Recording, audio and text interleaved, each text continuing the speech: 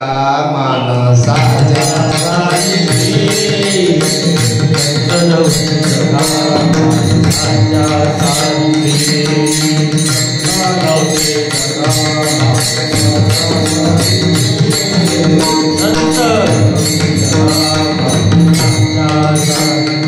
समुद्र नदी नवे परिवार आचार मरून संतानवती जगा मानसाच्या सारिके संतानवती जगा मानसाच्या सारिके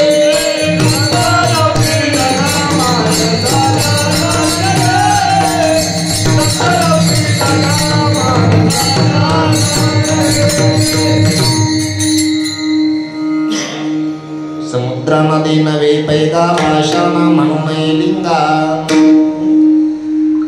संतानवती जगा मानसाच्या सारिके। बाबा महात्मा जो आहे साधू आहे तो माणसासारखा दिसत असतो। कुणासारखा दिसतो? माणसासारखा दिसतो। माणसासारखे सामान्य माणसाप्रमाणे जीवन जगत असतात, माणसासारखं बोलत असतात, माणसासारखे राहत असतात, पण ते माणसात नसतात बाबा, ते माणसं नसतात। संतानवती जगा माणसाच्या सारिके। पूजनीय पाचपूर महाराज एक नेहमी उदाहरण सांगायचे, मी ऐकलं त्यांच्या मुखामधून सुंदर उदाहरण सांगायचे। एक बाबा एकाने महाराज आपल्या घरी ठेवले शिकवण्याकरता मुलाला, सुंदर पद्धतीचं शिक्षण झालं। गुरु जसं कीर्तन करतात तसा शिष्य कीर्तन करू लागला, गुरु जशी कथा करतात तसा शिष्य कथा करू लागला, आणि सगळं काही गुरुसारखं झालं। आणि मग म्हणले बाबा आता तुमच्यात तर माझ्यात काय फरक राहिला? गमत नाही का? काय फरक राहिला? बाबा म्हणले तुझी मर्जी, तुला जसं पटेल तसं सांग। आणि गमत अशी आहे, बाबा म्हटले ठीक आहे चला। चालल्याच्या नंतर बाबा म्हटलं तर जायचं कुठं? म्हणजे कुठं जिकडे रस्ता निघेल तिकडे गाडी घर हे सर्व सोडून द्यायचं। साधू भोग भोगत असताना दिसत असतात, पण साधू एका क्षणात सर्व भोगाचा त्याग करत असतात, ते साधूचं जीवन आहे। विठाला विठाला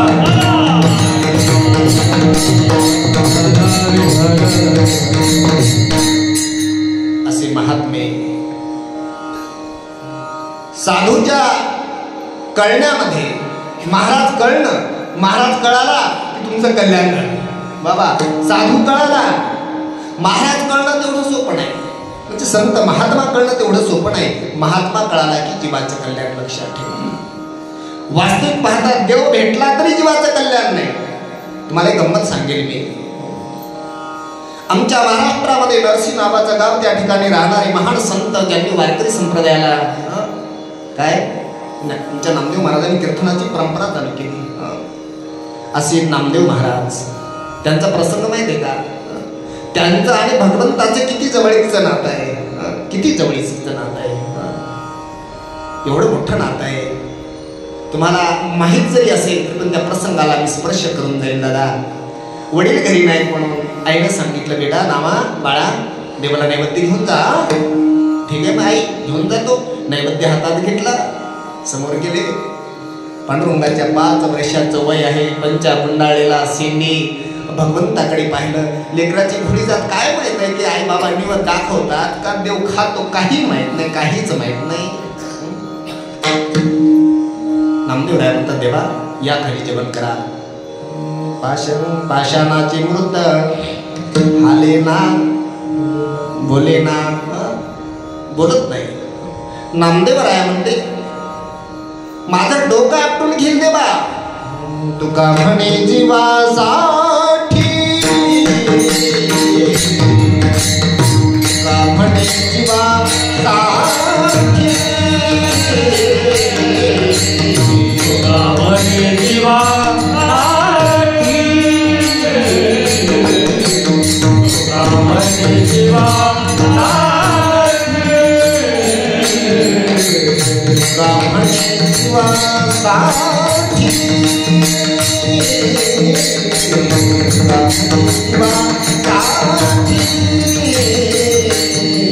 तुका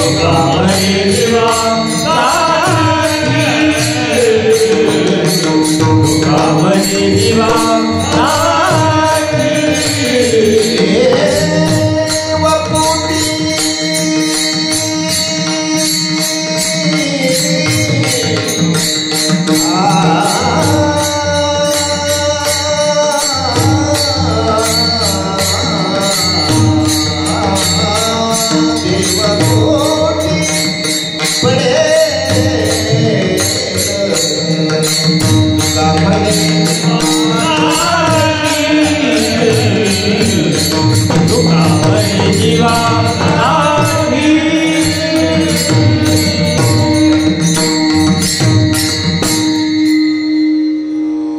तुका म्हणे जीवासाठी भगवान परमात्मा विटेच्या खाली उतरले नामदेवाने संग जेवण केलं ताट रिकामं झालं आणि रिकामं ताट झाल्यावर लेकरं काय करतात माहित आहे तुम्हाला दुधाला जाऊ द्या एखाद्या ग्लास वगैरे घेऊन दूध नाही भेटले की काय करतात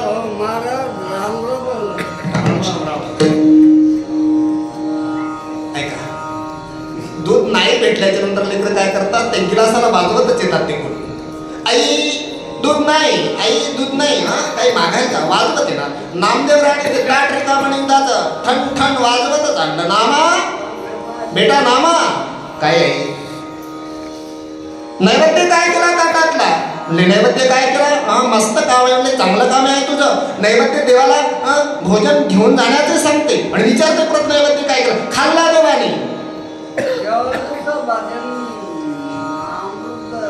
थोडं शांतता ठेवा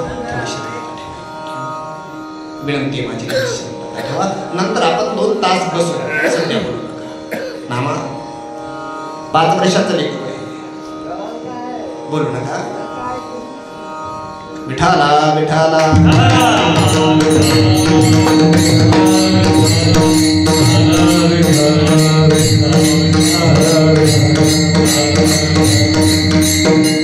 नामा नामा काय म्हणतो तू नैवेद्य काय आज नामा खरंच सांग रस्त्यात कुत्रा बित्रा आता कुत्र्याने तर नाही खाल्लं नाही आई खोटारडायस तू खोटारडायस नामा सेंडीला धरलं आईने मारलं नामदेवाच्या नेत्रात पाणी आलं आई काही बोल मला खोटं म्हणू नको आई मी खोटं नाही बोलणार अरे तू वारकरीचा मुलगा आहेस नामा तू दामू शेतीचा मुलगा आहे खोटं बोलतोस नामा नाही आई मी बोलत नाही थांब तुझ्या पप्पाला येऊ दे तुझ्या बाबाला येऊ दे तुझे पाय मोकळे करायला सांगते त्यांना आणि दामू शेट्टी घरी आले गोडाईनं सर्व प्रकार सांगितला आणि रागावलेत नामा नैवेद्य काय केला बाबा देवाने खाल्ला नैवेद्य अरे अभिषेक केला आमचा मामा पिढ्यान पिढ्या आम्ही नैवेद्य दाखवत आलो आतापर्यंत आमच्या हाताने नैवेद्य खाल्ला नाही खोटा आहेस तू खातो तर परत चालतो का परत खायला लावशील देवाला नामा म्हटले ठीक आहे आणि हातात नैवेद्याचं ताट माग दामाजी पंथ त्याच्या पाठीमाग माता गोनाई 5 वर्षाच्या लेकराच्या हातात ताट धरून 5 वर्षाचं लेकरू चालू लागलं माय बाप हो आणि मंदिरामध्ये गेल्याच्या नंतर डोळे भरून आणले देवाकडे पाहून देवा तू जर आज नैवेद्य नाही खाल्ला ना आयुष्यभर नामा खोटा आहे नामा लबाड आहे असं म्हणतील मला अरे गावातल्याने लबाड म्हटलं तर चालेल बाहेर गावच्याने पण गावातल्याने लबाड म्हणू नये गावातल्याने लबाड म्हटलं तर चालेल घरच्यांनी लबाड म्हणू नये देवा अरे घरचे आई वडील लबाड म्हणतात पांडुरंग परमात्मा थरथर कापू लागले नामा अरे त्यावेळेस कोणीच नव्हतं जेवलो ना त्यावेळेस कोणीच नव्हतं नामा पण आता पाठीमागं पोलीस डिपार्टमेंट उभा आहे आणि पोलीस डिपार्टमेंट देखताय काही गोष्टी नाही करतायत भक्तांचा भाव कसा आहे बघा एक असं वाक्य आहे कुणी विचारलं भगवान कैसे है तुम्हें जैसे चाहिए वैसे है वो भगवान है तुम्हाला जसे पाहिजे ते त्याचं नाव भगवान आहे करले दामू शेट्टीच्या नेत्रात गुणाईच्या नेत्रात पाणी आलं देवा अरे एवढी दिवस आम्ही तुम्हाला उपाशी ठेवलं एवढं नामदेवाचं आणि देवाचं जवळीचं नातं लक्षात ठेवा आणि हे नामदेव राया माऊली सोबत वारी करण्याकरता निघून जातात आणि मध्ये येता मुक्काम पडतो त्या गावाचं नाव काय आहे तेरढुकी नावाचं गाव आणि तिथं आल्याच्या नंतर गोरोबा काकाने परीक्षा घेतली आणि त्या गोरोबा काकाच्या परीक्षेमध्ये संत नामदेव महाराज कच्चे ठरले त्यावेळेस मुक्ताबाई काय म्हणतील बघा अखंड तुझसे देवाचा सेवा अखंड तुझसे देवाचा सेवा अखंड तुझसे देवाचा सेवा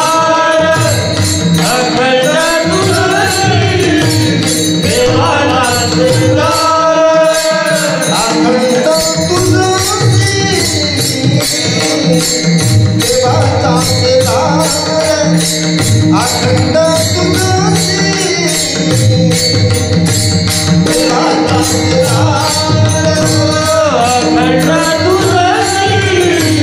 देवाचा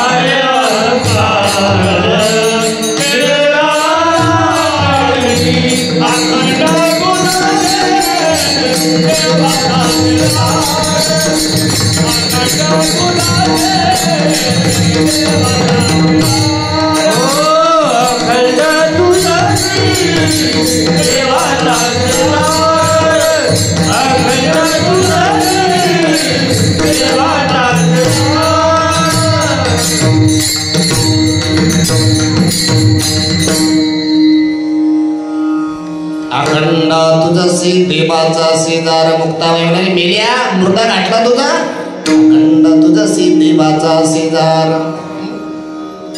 कारे अहंकार गेला नाही नामा कशाला अहंकार पाहिजे त्यावेळेस गंमत काय झाली नामदेव महाराजांना ज्यावेळेस नामदेव महाराज भगवंताकडे जातात आणि देव म्हणतात नामा गोष्ट खरी आहे मुक्ताईची तू कच्चा आहेस आणखी देवा मी पक्का कधी होईल तुला साधूकडे जावं लागेल कळालं अरे देव सोबत जेवला तरी नामदेवरायांचे जीवन परिपूर्ण नाही नामदेवरायाच्या जीवनाला परिपूर्णता तेव्हा आली जेव्हा नामदेवरायावर विसोबा खेचराने कृपा केली सद्गुरूने कृपा केली त्यावेळेस जीवन परिपूर्ण झाला विठाला आणि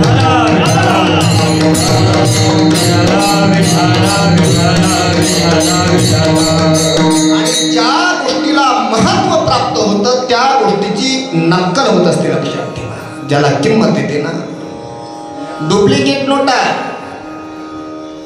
20च्या 10च्या नाहीत निघत किती 500ची 2000ची ज्याला किंमत प्राप्त आहे साधूला जीवनात किंमत प्राप्त झाली आणि मग याचा काय झालं त्या उत्पत्तीच्या पुढ्यावर लिहिलेलं असते नकली मालापासून सावधान आणि त्याच्या आतच नकली ज्यांच्यामध्ये ॲडव्हर्टाईज दिलेली ज्याच्यावर जाहिरात केलेली त्याच्यातच नकली माणसे सावधान साधू कुणाला म्हणावं आमच्या देशामध्ये साधूची फार मोठी प्रतिष्ठा आहे एक उदाहरण सांगेल तुम्हाला अंगावर भगवे वस्त्र परिधान केले दारात उभारायला आवाज दिला भिक्षाम देही माते दारात साधूला काहीतरी महाड कुणी आवाज दिला लंकेच्या रावणाने साधूच्या विषयात आवाज दिला त्यावेळेस गंमत अशी आहे त्यावेळेस जानकी लक्ष्मणानं मारलेली रेषा ओलांडून आली रावणानं हरण केलं रावण जानकीला घेऊन गेला कोणी जानकीला प्रश्न केला जानकी धनुर्धार असणारा तुझा मालक मर्यादा पुरुषोत्तम प्रभू रामचंद्र तुला वाचवू शकत नाही तुझा देव तुला वाचवू शकत नाही देवी देवता तुला वाचवू शकत नाही जानकी तुला कसं कळालं नाही की याला भिक्षा कशी वाढावी जानकी म्हणाली मी त्या देशात जन्माला आली की ज्या देशामध्ये अंगावर साधूचा कपडा जरी घातला तरी कोणी उपासी मरत नाही त्या देशामध्ये की साधूच्या जानकीने भगव्या कपड्याचा सन्मान केला जानकी म्हणाली ज्या धर्माचं रक्षण मी केलं तो धर्म माझं रक्षण करण्याला लक्षात ठेवा का साधूला जेव्हा महत्व प्राप्त होतं त्यावेळेस अनेक प्रकारचे त्याच्याबद्दल नक्कल होत असते कुणाला साधू म्हणावं रामचरितमानस मध्ये एक चौपाई आहे जाके नखरू जटा बेशा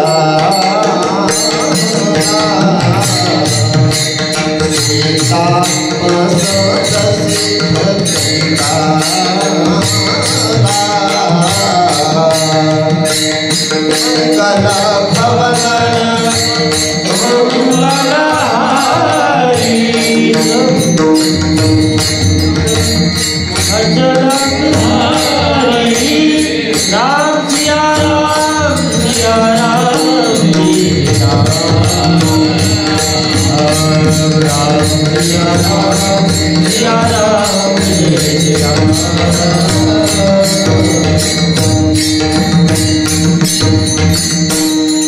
जाके नखरू जटा विशाला सोयितापचा प्रसिद्ध कलिकाला मंगल भवन मंगल हारी प्रभु दशरथ अजिर बिहारी राम सिया राम सिया राम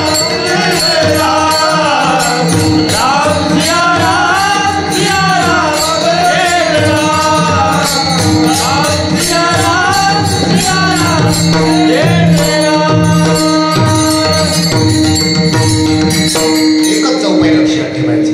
मंगल भवन आमंगल हारी. त्या महाराजांना कोणतीही चौपाई म्हणू द्या तेवढं म्हणायचं बस. आपलं काम ओके. लक्षात ठेवा. काय सांगत होतो जागे नख जटा विशाला. आता खरं सांगा साधा सामान्य माणसाला कोणी काही करणार आहे. त्याचे केस वाढलेले असले दाढी लांब लांब असले की लोक त्याला काय म्हणतात इमानदारी करतात. आमच्याकडे महाराज म्हणतो ते काही असो त्यांना तिकडे चोऱ्या करू काही करू कोणाचे घरं फोडू पण ज्याचे केस वाढलेले का असले की बाई आपल्या गावात महाराज आला. जाके नख नख हाताचे नख वाढले बाई नख इतकाले नाही का रानगोके आहे काय. जाके नखरू जटा विशाला. अरे पण त्याचं कारण तर बघा त्याचे केस वाढले का हो. आमच्याकडे एक महाराज झाला बाबा माहिती आहे का. त्याचं कारण सांगतोय तुम्हाला. नाव्याच्या दुकानावर गेला. एकदा झालं दोनदा झालं 3 महिने दाढी कटिंग केली. नावी बाबा अरे तुमच्या हातावरचं पोट आहे दादा पैसे. त्यानं बाहेरच सारल्या माझं पैसे देऊ का पैसे. ते मी बाबा भांडण नको पण पुन्हा तुझी दाढी कटिंग घर नाही नको. मग त्या दुकानातून उठला दुसऱ्या दुकानाकडला का लावला. त्यानं त्या तालुक्यातले सगळी दुकानं फेरले. सगळ्यांना माहीत झालं त्याची दाढी कटिंग करणं बंद. मग आता दाढी कटिंग बंद झाली म्हटल्यावर दाढी वाढली. मग आता ओलांड्यातल्या लोकांना काय माहीत शेषराव महाराजांची दाढी काढून वाढली म्हणून पैसे बुडवून आला का काय आला पायाला बस हुरळली मेंढी. आमच्याकडे एक म्हण आहे हुरळली मेंढी लागली लाडक्याच्या पाठी अशी म्हण आहे आमच्याकडे. मग बापा एका बात चर्चा बात सुमन भाई आपल्या वडाखालीच मोठा महाराज आला म्हणतात की लगे बाया पाया पडणं ते कणकीचे दिवे बापा महाराजाचं कपाळ लाल भडकू खाणं कोणी कोणतं कोणी वल्लं महाराज मेरा कपाळ खाजू खाजू सगळ्या गावात चर्चा. बाबा आले साख्या गावात चर्चा. मग पोरं म्हणू लागले बाबा आपकी उमर कितनी है बाबा. उमर म्हणजे कळतं ना मोठी माय. उमर म्हणजे पोरं विचारू लागले बाबा म्हणजे आपलं वय किती आहे. तर बाबा म्हणू लागले बच्चो उमर क्या पूछते हो कुछ ज्ञान पूछो कुछ ज्ञान. आता यानं शंभर नाव्याचे पैसे बुडवले हे काही ज्ञान शिकवणार म्हणजे बच्चो कुछ ज्ञान पूछो कुछ ज्ञान. नाही बाबा बताओ आपकी उमर कितनी है. सांगितलं बरोबर खरं सांगू. अरे माझं वय नका विचारू. ज्यावेळेस रामाचं लग्न होत होतं ना त्यावेळेस रामाच्या पंक्तीला लग्नात मी तूप वाढायला होतो. भेटी झाली ठका ठका भेटी झाली ठका ठका त्याचे वरमा जाणे तू का त्याचे वरमा जाणे तू का. भेटी झाली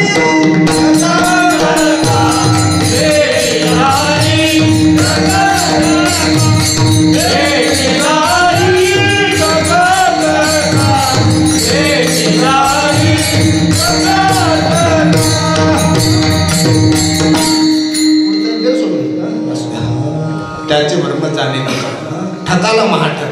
दुसरं म्हणे रामाच्या लग्नात तू पडायला म्हणे ते महाराज सांगते बाबा आपल्याला काय माहिती बाबा आपण कानाचं डोळ्याचं 4 बोटाचं अंतर आपल्याला काय माहिती म्हणजे. पण तू महाराज म्हणतो की रामाच्या लग्नात मी तू पडायला होतो.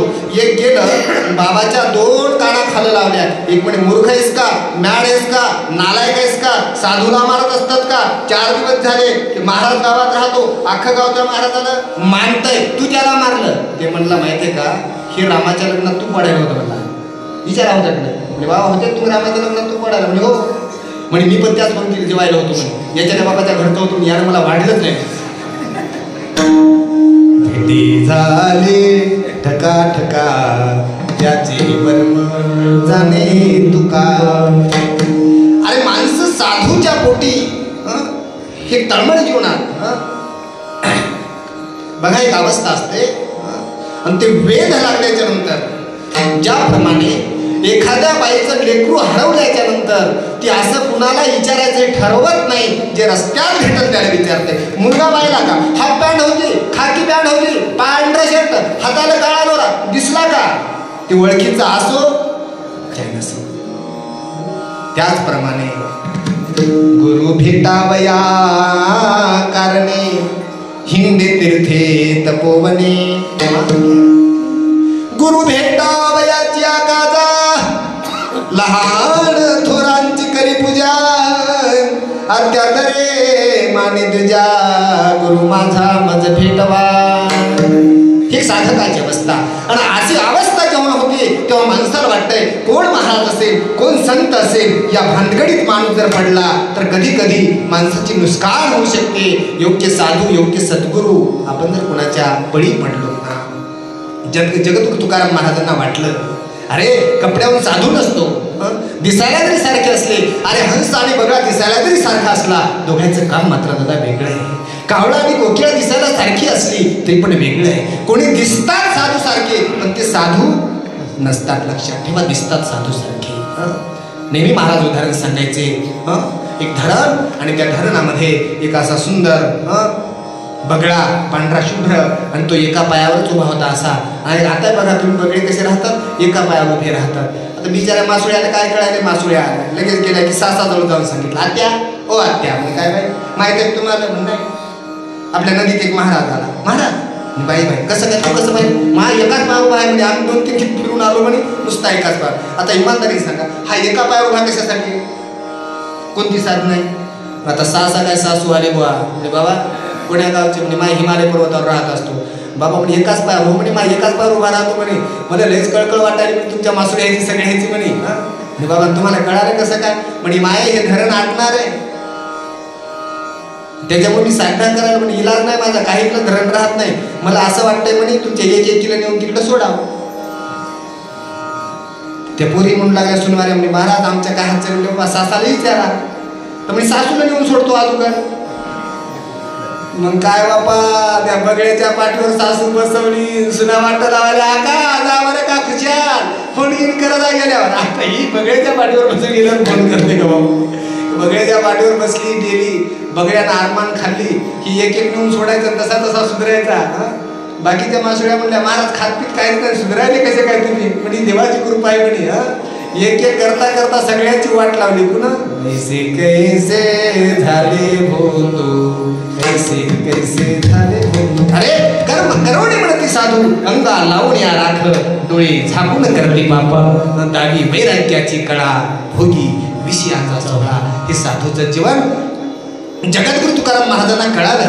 महाराजांनी व्याख्या दिली साधू काय म्हणतात. साधू असं कधीच लौकिक लोक प्रतिष्ठा साधू कधीच दाखवत नाही. चातुर्य लपवी महत्व हरवी, पिसेपण मिरवी जगा माझे, वाचस्पती चैनी पाडे सर्वज्ञता ही जरी जोडे, तरी महिमे भेने दडे. येडीवे माझी माऊलींच्या वया आहेत. अरे जगात महिमा होता कामा नाही म्हणून ते येड्याचं सोंग घेत असतात. चातुर्य लपवून ठेवतात, येडेपणाचं पांघरून घेतात. ते साधू असतात दादा. आणि असे संत महात्मे कसे असतात तर ते आपल्या देहावर उदास असतात. त्यांना देहाचा पण आसक्ती नसते. अभंगाचं पहिलं Bye.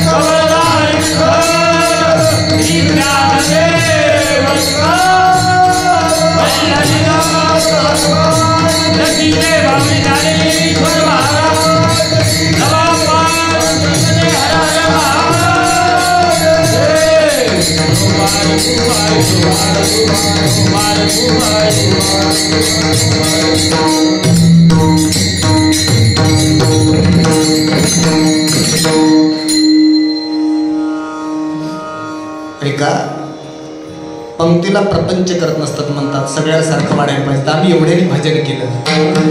आता एकाच मिनिटासाठी मी समोर म्हणे 3 गट करू आपण, एका मिनिटासाठी माझ्या पाठीमागे मावल्या म्हणतील, नंतर तुम्ही म्हणायचं बसलेल्याने.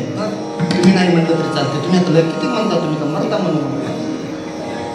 एका गावात आम्ही काय केलं माहिती आहे का, आता जर तुम्ही मृदंग वाजवायचे तर तुमचे आम्हाला असं वाटतं तुमचे हात दाखवून दिले पाहिजेत. दुखत असतील ना. मला वाटतं तुम्ही एवढं गोड म्हणाल तुमचे गळे लावा, म्हणजे म्हणून दुखत असतील. असं पाय दुखायल्यावर काय पाय दाबायचं. समजा पायाला जास्त काम झालं की पाय, हाताला जास्त काम झालं की हात, तुमच्या गळ्याने जास्त काम झालं. आता कीर्तन झाले की सगळ्याचे गळे लावा. चला काय हरकत नाही. तुम्ही घबरा. आता ह्या माझ्या मागे ह्या म्हणतील आणि त्यांच्या नंतर तुम्ही. रघुपती राघव राजा राम पतित पावन सीताराम.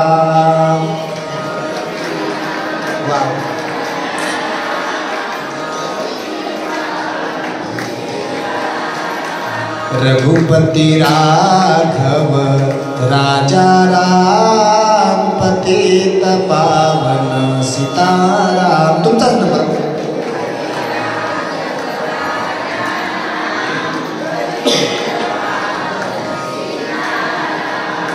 पतित पावन सीताराम, पतित पावन सीताराम.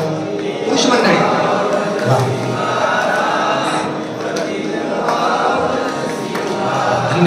पतित पावन सीताराम, पतित पावन सीताराम.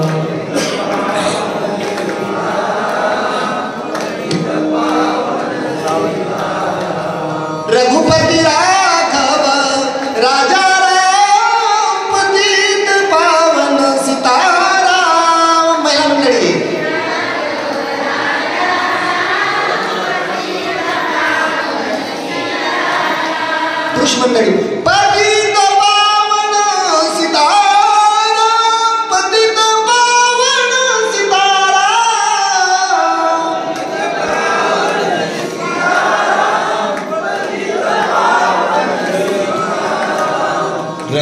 रघुपती राघव. टाळी वाजवा सगळे. राजा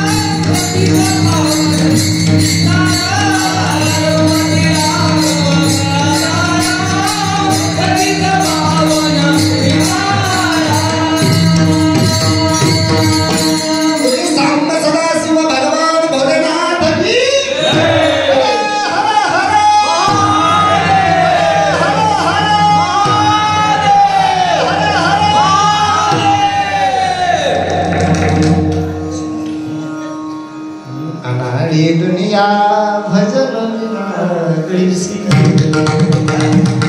भजनासारखा आनंद कशामध्ये नाही लक्षात ठेवा. भक्त जे आहेत भक्तैसे जामाजी देही उदास. देहावर उदास असणे म्हणजे 4-4 दिवस आंघोळ न करणे नाहीये. देहावर उदास असणे म्हणजे कसे तरी कपडे परिधान करणे नाही आहे. देहावर उदास असणे त्याग करण्याची तयारी, एका क्षणात देह सोडण्याची तयारी असली पाहिजे. लक्षात ठेवा. अरे राम कथेमध्ये एक पक्षी आहे. त्या पक्षाचं नाव जटायू आहे. गिध जातीचा पक्षी. जानकीला आणत असताना रावणाच्या आडवा कोणी झाला नाही, पण जटायू आडवा झाला. लंकेश रुको, मैं जाने नहीं दूंगा लंकेश. कपड़ा का भरण करके ले जा रहा है लंकेश. तुटून पडला जटायू. तुटून रावणाने पंख तोडले, रक्ताभंबाळ होऊन खाली पडला. कोणी विचारलं जटायू पंख तुटले. जटायूच्या नेत्रात अश्रू आले. जटायू म्हणाला खरं सांगू, जोपर्यंत पंख होते ना तोपर्यंत देव माझी अपेक्षा करत होते की माझा जटायू उडतील, पण माझ्या भगवंताला माहित आहे की आता माझ्या जटायूचे पंख तुटले. माझ्या जटायूला चालता येत नाही, माझ्या जटायूला उडता येत नाही. आता मला भेटण्याचं काम कुणाचं असेल तर माझ्या भगवंताचं असेल. यदि नाथ का नाम दया है ओ दया कभी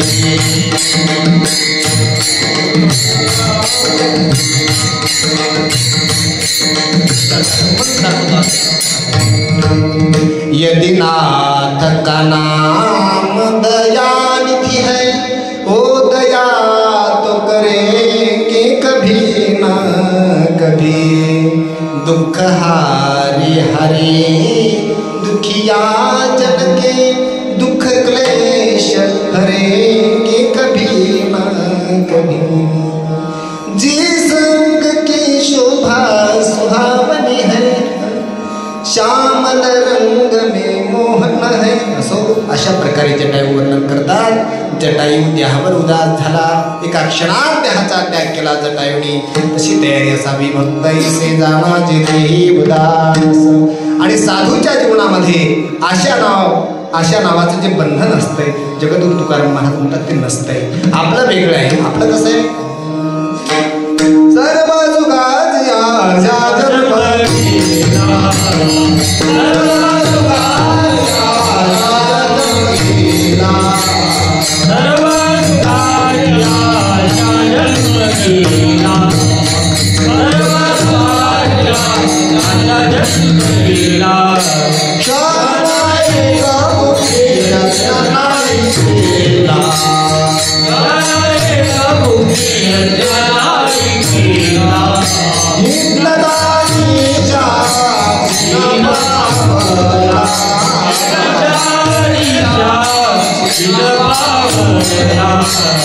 माझ्या सृष्टीला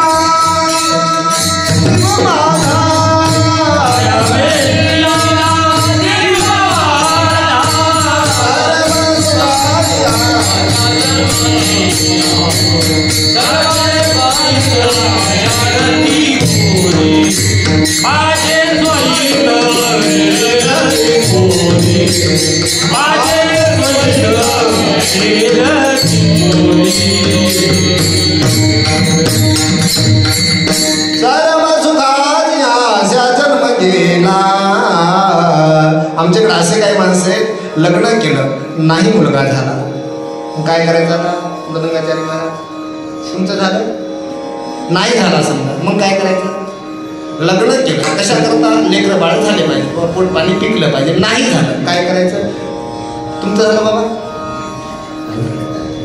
सगळ्याच झाले का पण जर समजा नाही झालं काय करावं मानणार समजा असं आज आपण आपल्यावर घेऊ नका समजा असं नाही झालं तर काय करावं तुमचं राहिलं का होईल तुमचं काहीच नाही मामा नेहमी फोन लावायचा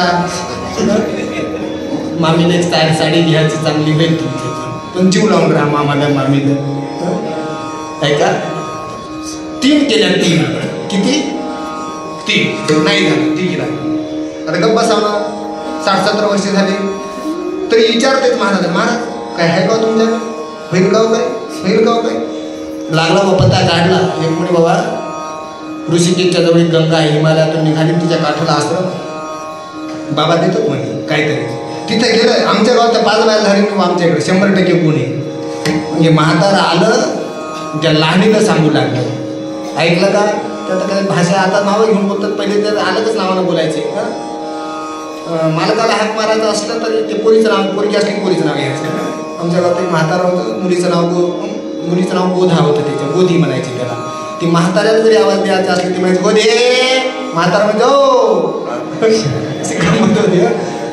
गोधीला आवाज देते म्हातारा होते म्हटलं काय गमत येते पण नाव घेऊन आवाज देत नव्हते आणि कसं आहे सतत बायकोनं नवऱ्याचं नाव घेऊ नये नवऱ्यानं बायकोचं नाव घेऊन हाक मारू नये कारण की बायकोचं जर नाव घेतलं तर तिचं आयुष्य कमी होत असते तुम्हाला जर वाटत असेल तर काळं पांढरं झालं पाहिजे तर होते 2-3 खेप वेळा म्हणायचं सुमन लता सुमन 4-8 दिवसात खतम असं शास्त्र बस काय दोघं जण कसं काय ठरलं तर ह्या दोघांचं ते ठराव झाला की उद्या सकाळी जायचं पहाटची गाडी सकाळी जीव वगैरे करून जाऊ आपण होईल काही ना काही चांगला गुण येतो म्हणतं तिथं तर ते दुसऱ्या बायकोन ऐकलं बघ तिथे काढली ती मोठ्या जाऊजवळ त्या तिच्या सवतीजवळ गेली मी बाई तुमच्या कानावर आहे काय लहान्या बाई ते जाणार आहे तुझ्या म्हणजे कुठं लेकरासाठी लहान्या बाई की आणि आपण का पळून आलो त्याच्या मागे का मागं लागून आलो अहो आपण लग्नाच्या तिला पाहिजे तर आपल्याला पाहिजेत नाहीत का बापा म्हाताऱ्याला माहीतच नाही तिघीने तयारी केली ना माये तिघीने बी साड्या भरण लाडू करण चिवडा करण बॅगा पॅक गाडी दारात आली तिच्या आत करती तिघी जरी बसल्या गाडीत आता म्हाताऱ्यांनी चला आल्यात येऊ द्या गाडी केली बाबा काय पाणी अरे बर्फातलं पाणी बुडणं उडी हळून निघणं सगळंच करावं लागतं त्या गंगी बर्फातली गेलते कधी तिला ऋषिकेशकडे बर्फातूनच डायरेक्ट बर्फातलं पाणी असते फ्रीजसारखं ते महाराज बापू लेकरासाठी आले का म्हणे हो रे बाबा लेकरासाठी चालू म्हणे 70 वर्षाचं वय झालं आणखी काही नाही देव आता फिरून पाहिजे लपला का काय कुठं जरासे पलीकडे आहे पाण्यात कमर इतक्या पाण्यात जमत नाही का म्हणे बापू नाही बापू म्हणे गड्या इतक्या पाण्यात हो तिथे बुडा लागते ना तुम्हाला सोपं आहे का लेकरू म्हणजे काय सोपं आहे का देवाची भक्ती करायला लागते हा बर्फाचं पाणी म्हातारे करून इतक्या पाण्यात गेलं पायापासून कडकच झालं त्याची पोटरी खाली होईन वाकाने टाईट बर्फाचं पाणी म्हाताऱ्यानं या बाबानं मंत्र सुरू केले बापू हरे ओम स्वस्ति न इंद्र वृद्धस्रवाः स्वस्ति न पूर्वा विश्ववेदाः स्वस्ति गणेशमुरष्टि बृहस्पतिर्दधातु बुडा खाली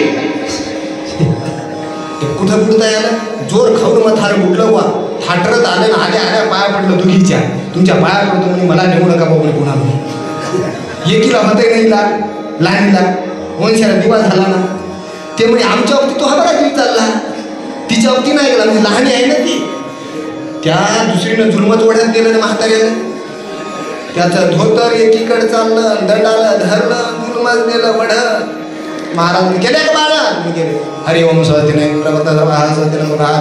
बुडा ते म्हणी मारती काय मरतो बरं वाचत नाही म्हणली, वाचतच नाही. मला कळून आलं मी वाचत नाही, कारण की मी पहिले शिरा आखडल्या बायाच्या. तिसरी नाही गेलं, लढू लागलं माथा, रडू लागली तिसरीच्या वेळेस. पाया पडतो म्हणजे मला लेकराची गरज नाही, मला जेसीबीने नेऊन टाका रे, मला ट्रॅक्टरच्या गाडीत नेऊन टाका रे, पण नदीत बुडवू नका रे लेकरासाठी म्हणे. नसून यार पाणी मारायला नसलं तर नेलं बापू तिसरीना म्हणे. त्या दोघीच्या वरती तो हा जीव गेला नाही मडिया म्हणे, मुर्दा घातला तो आणि माझ्यावरती जीव चालला का? त्या दोघीला पाहिजे तर मला पाहिजेत नाही का? महाराज म्हणे बुडा यार वागताची ना बापू, वागताची ना म्हणतात. त्याला तिनं काय केलं, मोठीनं मुंडकं देऊन दाबलं, ते मथार वरी आलंच नाही, आणखी खालच पाण्यातच मेलं. सर्व सुखाची आशा. अरे प्रपंचामध्ये किती आशा भयंकर आहे. आशा ही परमम दुःखम, आशा ही सर्व दुःखाला कारणीभूत आहे. आणि साधूच्या जीवनामध्ये काय सांगावं तुम्हाला, आहे त्या स्थितीमध्ये समाधान आहे. सदा नाम खुश करू हरी कथा, अरे देवे सदा चिंता समाधान. जगद्गुरु तुकोबारायांची पत्नी भांडणं करते तरी पांडुरंगाचं भजन, नाथ महाराजांची पूजा करते तरी पांडुरंगाचं भजन, नरसिंह मेहताची मरण पावली तरी पांडुरंगाचं भजन. त्याचं कारण आहे गेली आशा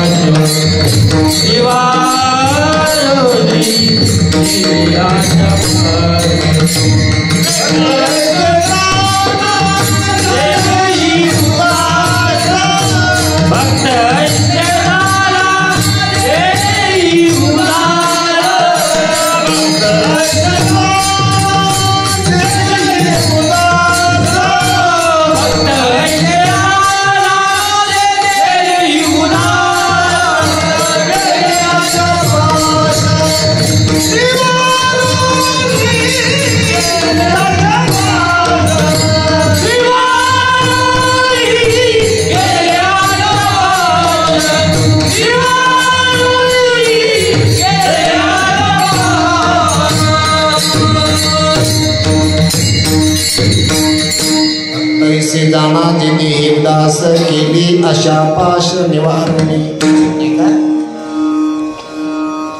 सत्संग श्रवण करत असताना अनेक वेळा असं कानावर येतं की वासना जीवाचा घात करणारी. बरोबर, वासनेच्या संगी नको जाऊ मना, पहा त्याला मना कैसे झाले इंद्रा पडली बगे, चंद्र झाला काळा, नारद चुकला चाळा भजनाचा. ऐका, हीच वासना जर इकडं लावली तर ती वासना राहत नाही बाबा, ती उपासना बनत असते. प्रभातेसी वाटे तुमच्या यावे दर्शना, येथे नाचले चोरी उरली राही वासना, कागा सासुरवासी मज केले भगवंता, आपुलिया सत्ता स्वाधीनता. साधूच्या जीवनातला प्रत्येक विषय माझ्या भगवंतासोबत जोडलेला आहे. जेवण करायचं असेल ना, जे असेल ते जे बा विठ्ठला, दही भात तुपा पोळी समर्थाचे, भाजी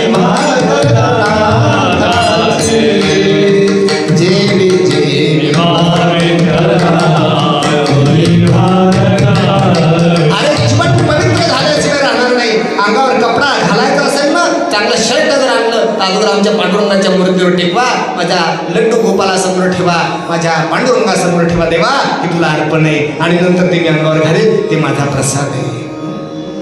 जेवण करत असताना बारीक नैवेद्यच करायची गरज नाही. हातात ताट असेल ना, ते माझ्या भगवंताला भोग अर्पण करा, ते भोजन करा, ते प्रसाद म्हणेल. प्रसाद सर्व दुःखाना म्हणे रशोपजायते. ऐका सज्जनो, विषय तो त्यांचा झाला नारायण. ज्यांचा विषय नारायण झाला त्याला बाकीचं काहीच आवडत नाही. किती एक निष्ठता आहे भक्तांची. अमनारायण तैशा अमनारायण तैशा अमनारायण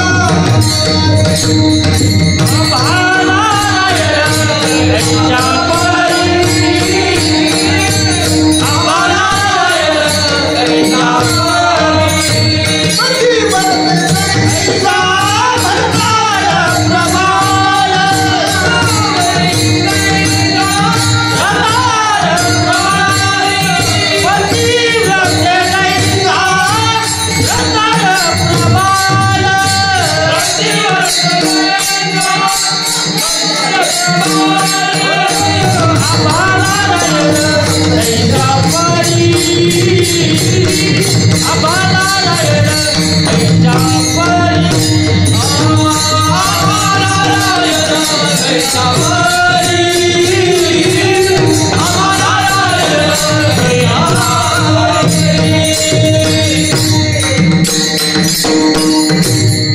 भगवंताच्या बाबतीत काय सांगावं, देवाचं आणि भक्ताचं नातं वर्णन करत असताना एकाच वाक्यात सांगतो, जीवना वेगळी मासुळी ऐसा तुका तळमळी न आवडे जना, जन का न आवडे, जन हे सुखाचे दिल्या घेतल्याचे. तुकाराम महाराज म्हणतात, ऐसा हा लौकिक कदा राखविना पतित पावना देवराया. लहानपणी आम्हाला एक धडा होता, ऐकावी जनाचे. जे माझ्या वर्गात असतील त्यांना कळेल, माझ्या बॅचला असतील. मी 95ला 10वी केली, त्या काळात असा एक धडा होता एका वर्गात, ऐकावी जनाची करावी मनाची. धंदा करण्यासाठी गाढव घेतलं माणसाने, गाढव घेतलं नकले धंदा करण्यासाठी. पोरगं गाढवावर बसलं, बापाला वाटलं पोराला बसवा, लहान लेकरू आहे पाय दुखते. म्हातारा गाढव ओढू लागलं. गावात गेले, एका गावात गेले, राम राम केला. नमस्कार दादा, राम राम राम राम. का रे बाबा, की पायी पायी चाललेला कोण तुझा, कोण आहे? पोरगं म्हणला, वडील आहेत माझे, बाबा आहे. लाज वाटते तुझ्या जीवाला? म्हातारा बाप पायी पायी चालला आणि तू गाढवावर बसला, तुझ्या जीवाचं का सोनं होणार आहेस का? पोरगं म्हटलं, बाबा असं करा ना, टच लोक बोलतात म्हणजे रस्त्यानं, तुम्ही बसा ना बाबा गाढवावर, मी वळतो गाढव. मग ओढू लागलं, पोरगं ओढू लागलं, बाप गाढवावर बसला. पुढच्या गावात, राम राम, मी राम राम. कोणा गावाला चालले? म्हणजे चाललो तू द्यावून मी हे करला. समोर गाड्या वडवणारा कोण आहे? पोरगा आहे का तुमचा? म्हणे पोरगाचे. लाज वाटते का तुमच्या जीवाला? लोक नवस करतात लेकरासाठी, लेकरू होत नाही, सोन्यासारखं लेकरू तळतळून पायी पायी चालवायला तुझ्या का जीवाचं सोनं म्हणणार आहे आता म्हातारपणा? गवऱ्या पुढे गेल्या ना, लेकराला बसून द्यावं, तू चाललं पाहिजे. आता बापले विचार करतात, काय करायचं रे म्हणते काट्या, पोरा काय करायचं म्हणते, बाबा असं करू ना, दोघे जण गाढवावर बसू. मग दोघे गाढवावर बसले. पुढच्या गावात, राम राम राम राम. कोण्या गावच्या असता? लय शहाणे दिसता तुम्ही, माणसं आहात का जनावर तुम्ही? त्या गाढवाचा जीव पाहता का? दोघांच्या गाढवाच्या बोकांडीवर बसले, लाजा वाटा पाहिजे तुम्हाला. गाढव मरून जाईल, मुका जीव बोलता येत नाही. कदरले दोघं जण, दोघांना गाढा उचलून घेतलं. ऐसा हा लौकिक कदा राखविना पतित पावना देवराया. संसार करिता म्हणती हा दुसी टाकीता आळसी पोट पोसा. अनेक प्रमाण सांगता येते. न आवडे जन, न आवडे धन. भागवतामध्ये धनाच्या पायी 14 अनर्थ सांगितलेले. किती? 14 अनर्थ. चोरी आहे, भांडण आहे, झगडा आहे, अनेक प्रकार आहे. साधूना धनही आवडत नाही.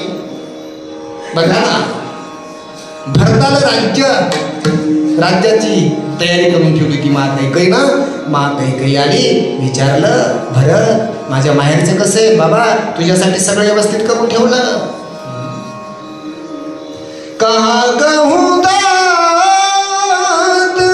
कहा सब माता, कहा कहूं दाद, कहा सब माता.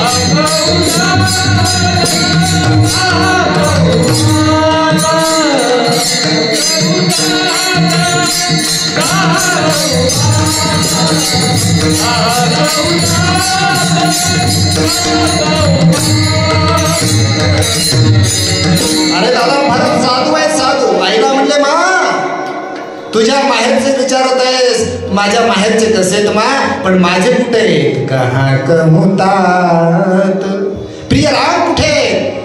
मा जानकी कुठे आहे, माझा भाऊ लक्ष्मण कुठे आहे? कहाँ सब माता, कहाँ सिया राम, लखन प्रिय भ्राता.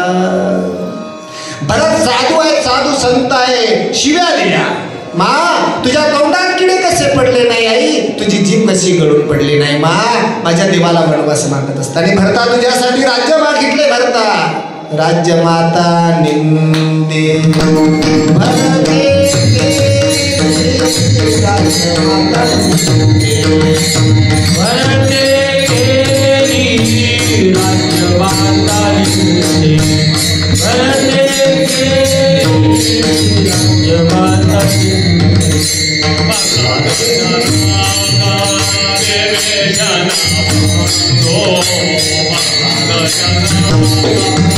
देवे जगवंदो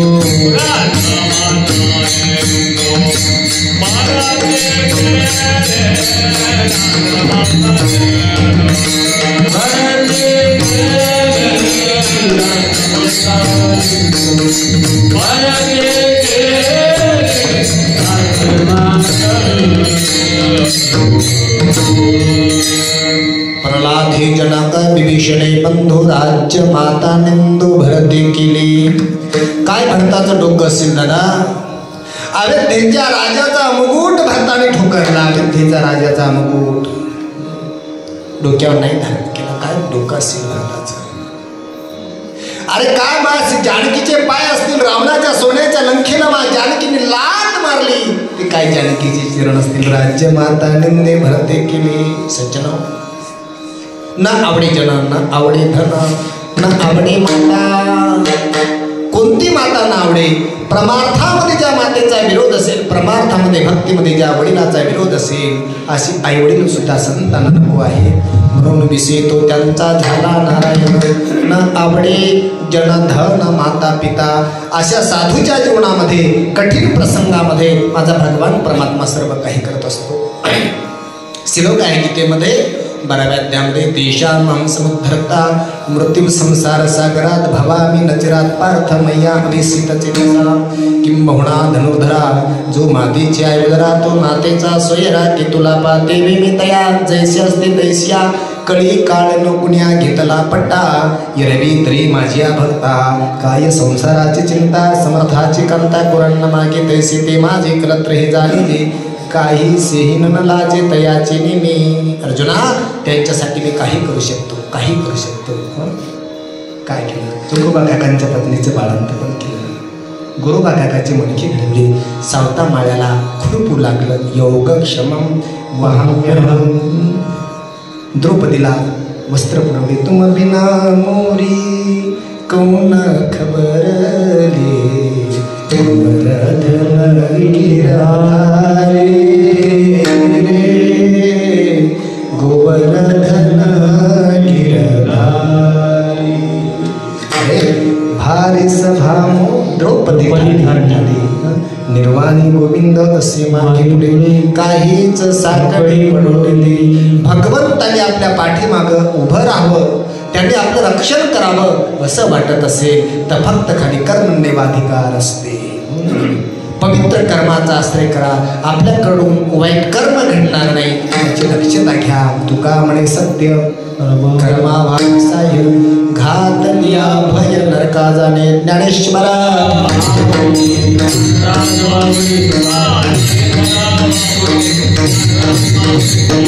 सत्य कर्माभावे साय.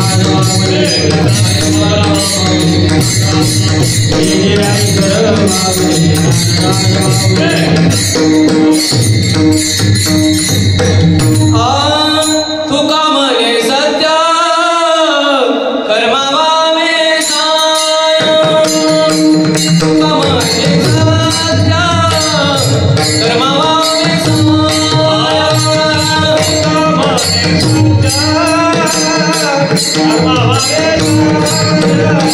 तुका म्हणे